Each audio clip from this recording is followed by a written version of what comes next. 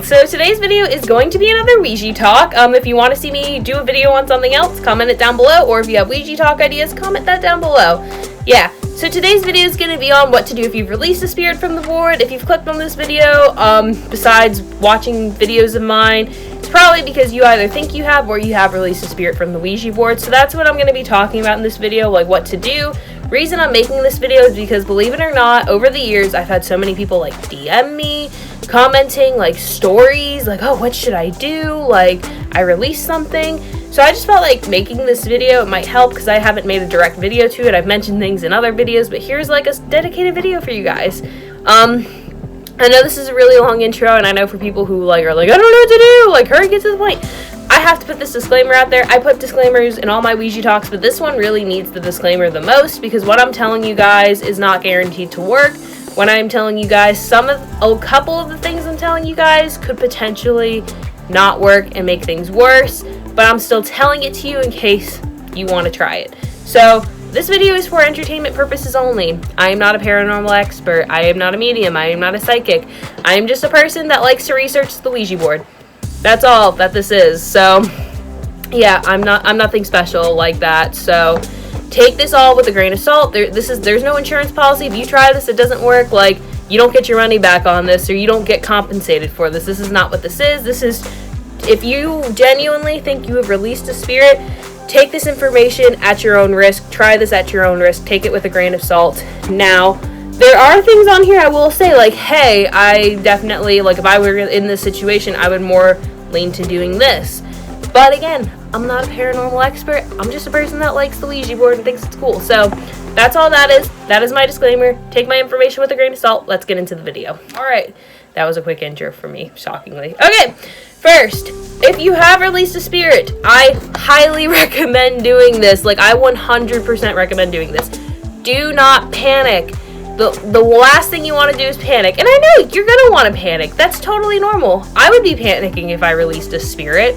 That's terrifying. No, I'm not. I'm sorry. If you released one, I'm not trying to scare you. But that is terrifying. Like, to think you released a spirit because, like, you can't see it. You don't know how strong it is. Like, you don't know what's up. You don't always know if it's around you. But don't panic. Spirits thrive off of negative energy. So the last thing you want to do is panic. And I know you're going to want to panic. So just take deep breaths and just know the more calm you are, the harder it's going to be for a spirit to, like, mess with you, because spirits don't like positive energy. Positive energy is strength, the negative energy is weakness. They thrive off the negative. Don't panic. Okay, step 2. I would probably recommend this. Yeah, that was not reassuring. Put holy water on the Ouija board. Go to your church. Catholic churches have holy water. I'm Catholic, so I don't know what other churches do, but Catholic churches have holy water. Like, when you go in, you bless yourself with the holy water. When you leave, you bless yourself with the holy water. They have holy water. Just go to a Catholic church, take some. If you guys have seen Lost Boys, when they go into the church, just filling up water guns with it, do that, you know? And then just put it all over the board. This I would recommend because if the board isn't gonna like something holy. Like, and not in a negative way, like holy things, spirits tend to, or like God-related things, spirits tend to go away from. So I would recommend that, and I don't think any bad's gonna come out of doing that. Like, that would, if anything, make it safer, you know? So put holy water on the board. Number 3. This is, honestly, I know I'm cheating. I'm reading a sheet of paper that I wrote this on, but this is the one where I'm like, this could make it worse. I have made videos on it before, or at least one of these things, but it could make it better, but it can make it worse. And this is where it's actually this is where it's like, because genuinely it's like, because it could literally be a flip of a coin. You can either, there's a couple things. Break the board into 7 pieces, because 7 is like the holy number. Burn it, and then literally when I say spread the ashes, like, spread some at your house, go down the block, spread some, go to the grocery store, spread them ashes. That's one thing. The reason I'm saying, I'm not saying I wouldn't do it, but what I'm saying, I feel like this is like a last resort thing, because what I'm saying is, there are 2 things that are going to happen if you do this. One, you are either going to close the portal, spirit goes back into the spirit world, problem solved, or 2, you're going to open the portal even more, and all the spirits are going to come, not all the spirits, but like a bunch of spirits are going to come out, or whatever spirits you contacted with that board are going to be free and released and not have a way back. So that's a very big decision to make. Some people go as far as to say break the board into 7 pieces and then spread the pieces. Some people would say just burn the board. If I were to do any of these, some people say breaking the board releases them. Some people say burning the board releases them. I would probably break the board into 7 pieces, then burn it, then spread the ashes. But I'm just like saying, yeah, it's a flip of a coin. The Ouija board, it didn't come with like a rule book or like an instructions manual, so it's like, it's the spirit world. We don't really know a whole lot. We don't really know anything about it, if I'm being honest. We got no guarantees with it. Like, so take that with a grain of salt. That one is up to you. I would probably use it as a last resort, if I'm being honest. Okay, next. This I would very highly recommend. Bless your house with sage. All you gotta do is get some sage, light it, bless it, say some prayers. I don't know what type of prayers to say. I would just pray. You just gotta pray. Say some prayers, bless your house, cool deal. Spirits don't like sage. Sage like cleanses the air. Or no, when you do it, like do the sign of the cross and like tell the spirits to like go into the light type deal. But yeah. 5, pray a lot. Like literally just constantly pray, read your Bible, do your rosary. That's a Catholic thing. I don't know if other religions do it. Do the rosary. If you don't know how to do it, learn how to do it. Speak of God. Like really, if there was ever a come to Jesus moment, this is it. I'm not even, I mean, it's not a joke. I'm not joking. Like, it sounds like a joke, but it's not a joke. Like, literally, pray. Just pray. Like, read a Bible. Like, really try, like, welcome the Holy Spirit into you, because God will protect you. Ooh. I don't know what happened to my voice, but God will protect you. So, if you're not religious, hey, if you release a spirit, it's time to become religious, because obviously that means spirits are real. But yeah, God. Speaking of God, go to church, even though we're in quarantine. And if somebody's watching this in the future and we're not, they're going to be like, what the heck? Now this video is going to be removed because I said that word. Anyways, go to church. Talk to priests. Spend the night in the church. I promise you, this I would highly recommend. Those spirits are not going to follow you to church. And yeah, spirit is not going to follow you to church. I would highly recommend going to a church. That is literally the safest place you could be if you think you've released a spirit. Next, I know this might be hard. Try not to be alone, because if you have people around you, spirits are honestly like less likely to do things if people are around, because like we're stronger in numbers. That's always like the thing people say, and it's true. Because think about it. If a spirit like knocks a lamp over and there's like 10 people around, like, it ain't gonna do anything. But if you're alone and it knocks the lamp over, of course you're gonna get freaked out.